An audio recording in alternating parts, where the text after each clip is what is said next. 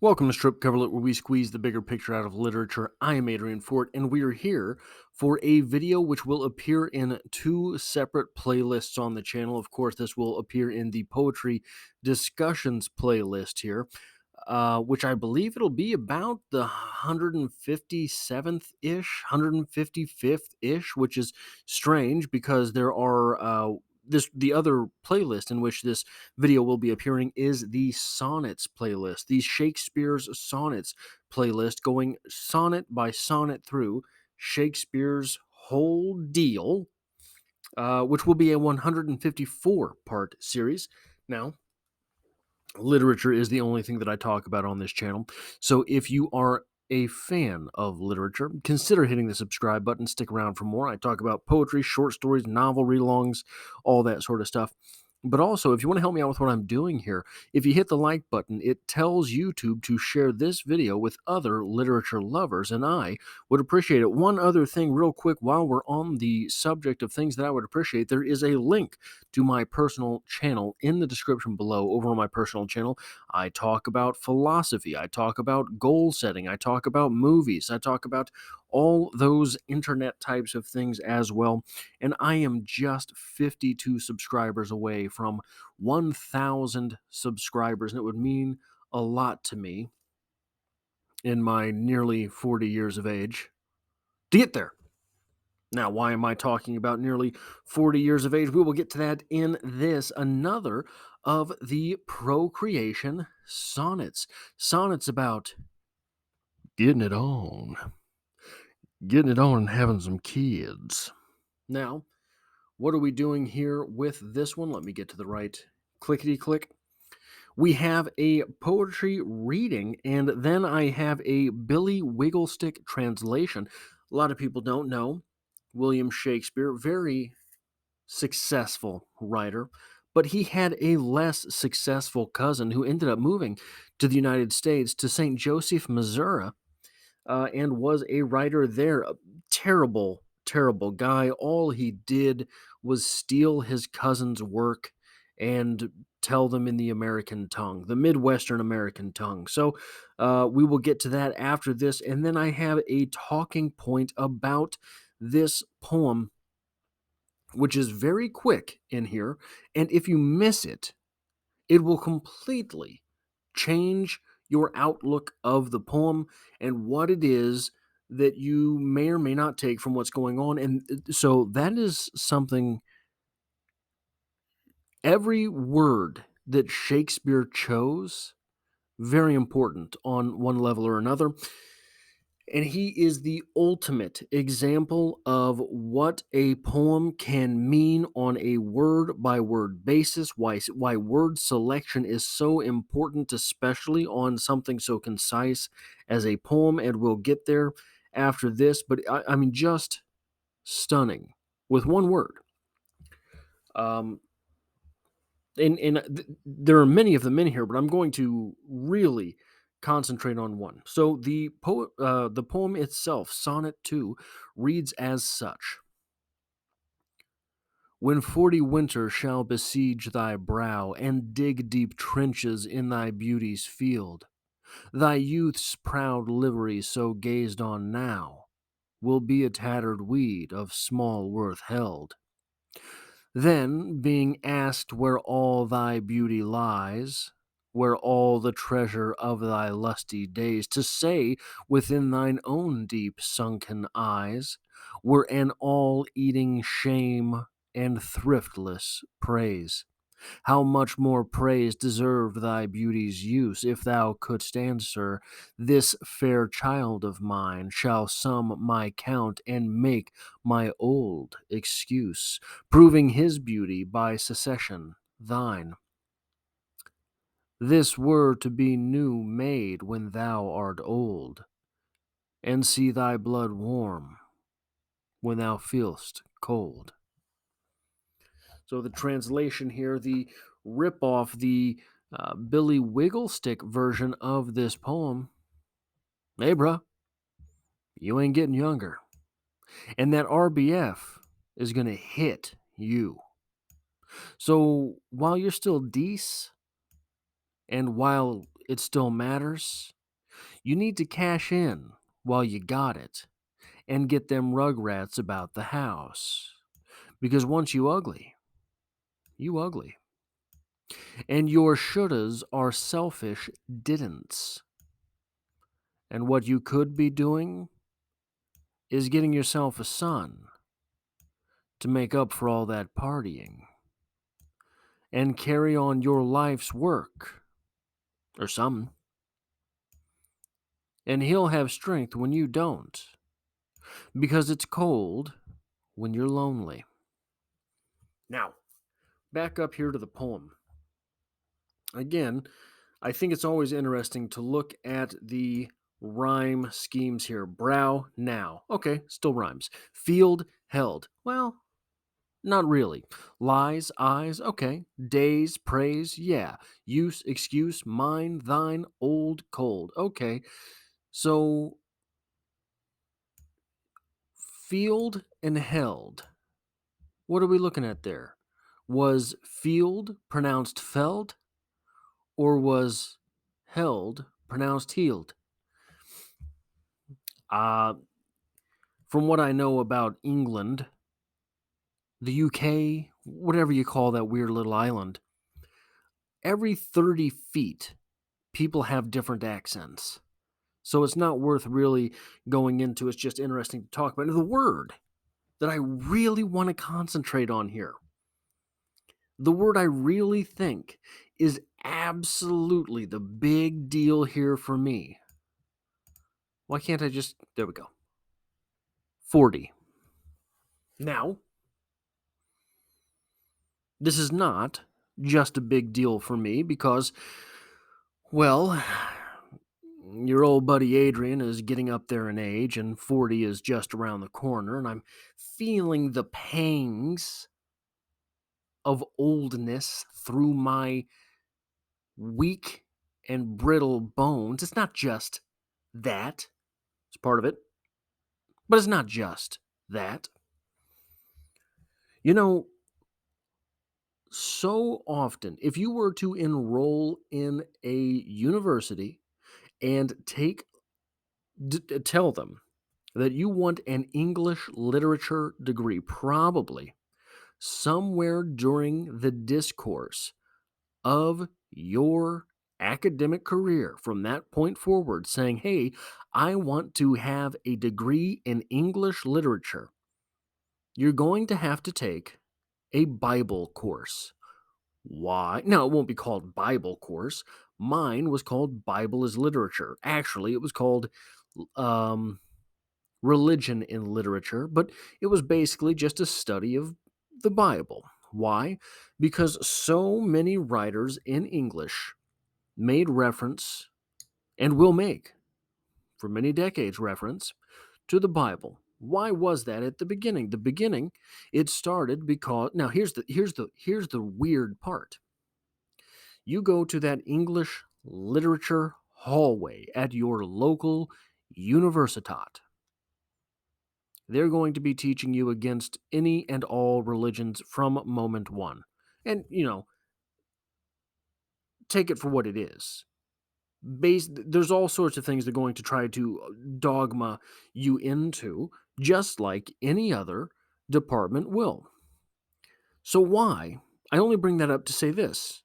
Why, if they are so against organized religions, why would they want you to take a course about the Bible?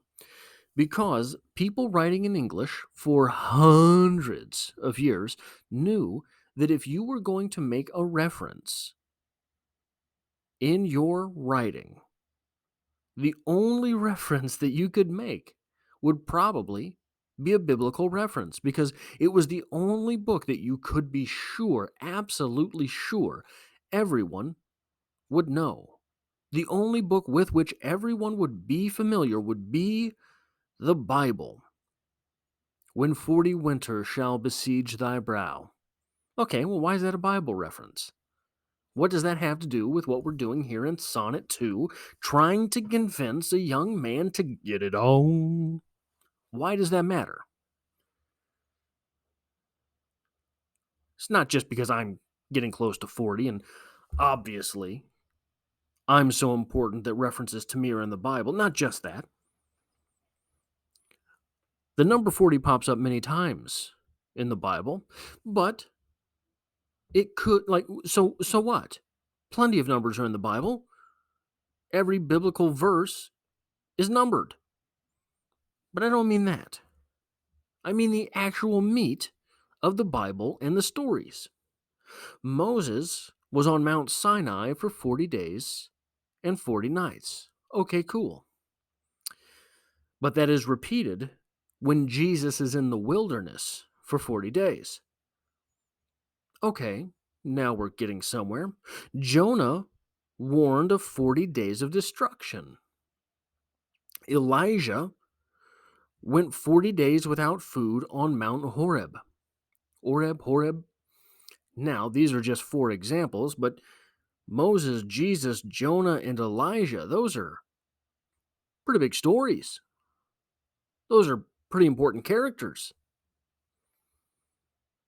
What does it mean? It's just the number 40. They're doing things for 40 days. Maybe, you know, it's just 40. No. If you're going to invoke the number 40, it has to do with something very specific in those stories.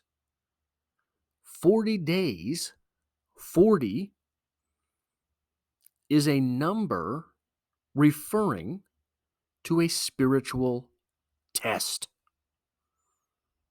Jesus was in the wilderness for 40 days being tempted, right?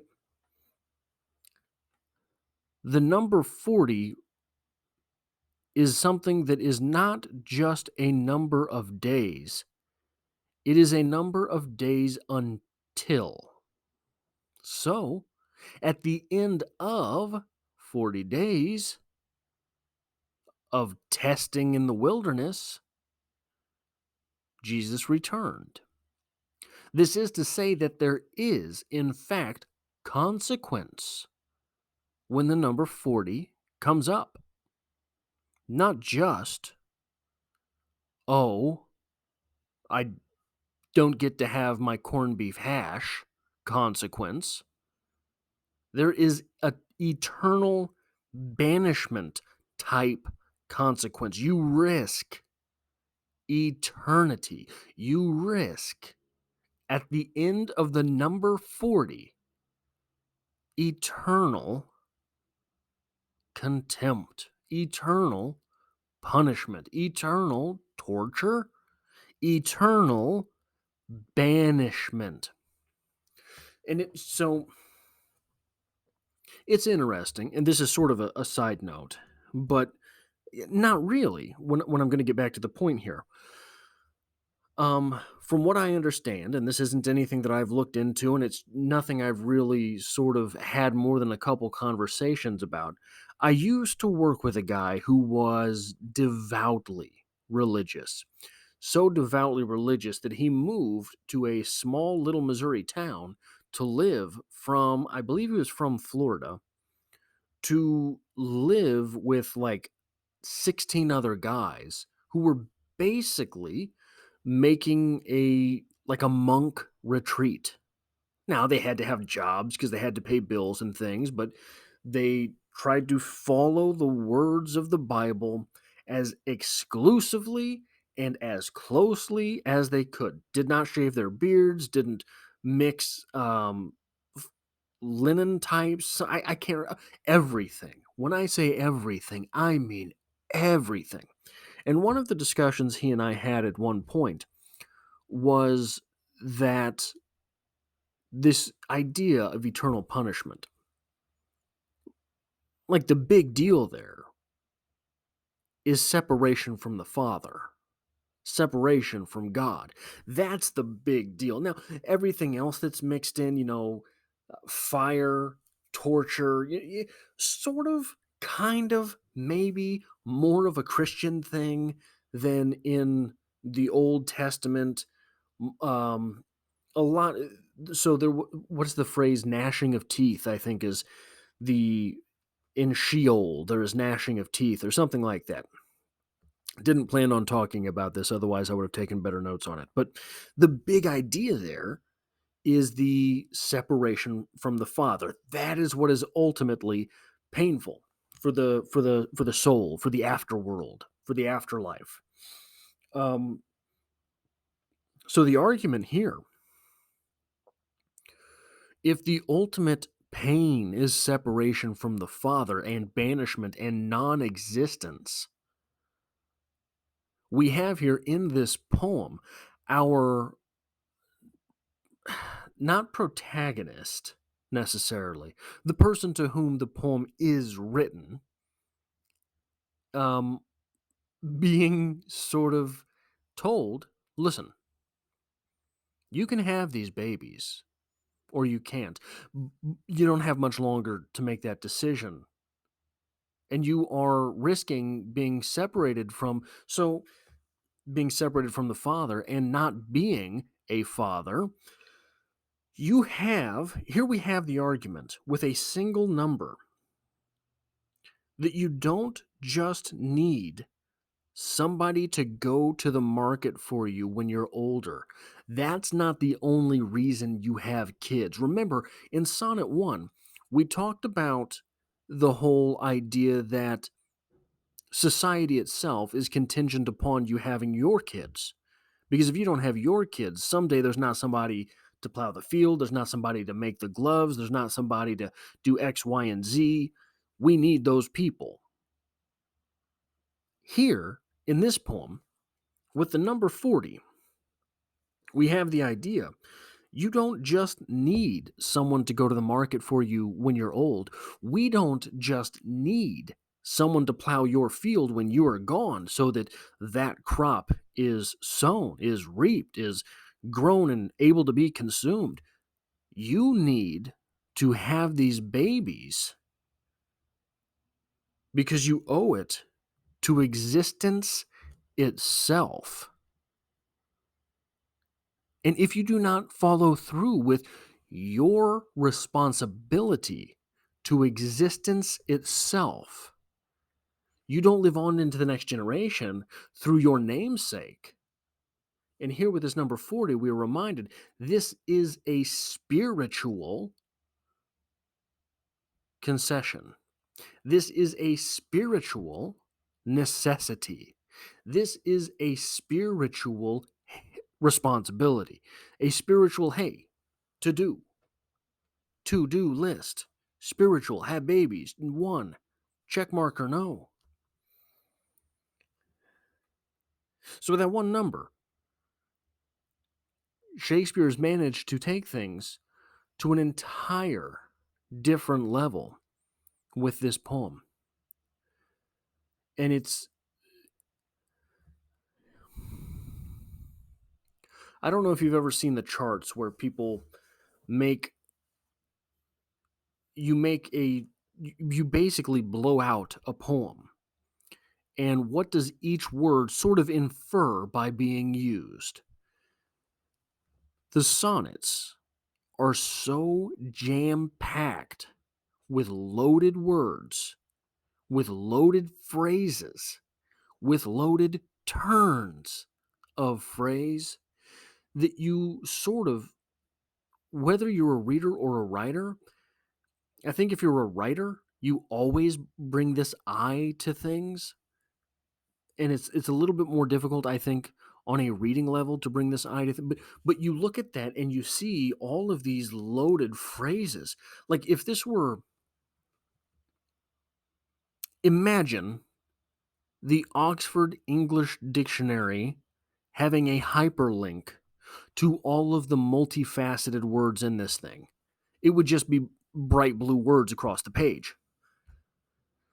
Seeing that is one of these moments in English and English literature. And one of the things that makes me so passionate about poetry, about literature in general, seeing all of the double entendres and the hidden meanings and the loaded words in this thing is one of those moments where you just sit back and go,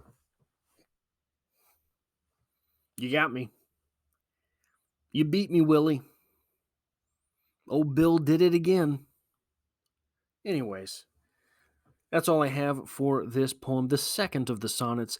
This is the second in a 154-part series journeying sonnet by sonnet through all of Shakespeare's sonnets. This is also in the poetry discussion playlist here on the channel. It's in the mid 150s for sure. Let me check real quick because it's going to bug me if I don't. If you were here by chance but not designed, consider hitting the subscribe button. If you want to help me out with what I'm doing here, hitting the like button tells YouTube to share this video with other. This is poem 158 in the poetry discussion playlist. If you want to help me out with what I'm doing here on the channel, hitting the like button tells YouTube to share this video with other literature lovers. This is National Poetry Month. There will be a poetry discussion on the channel every day this month, and I hope to have you back for the next one.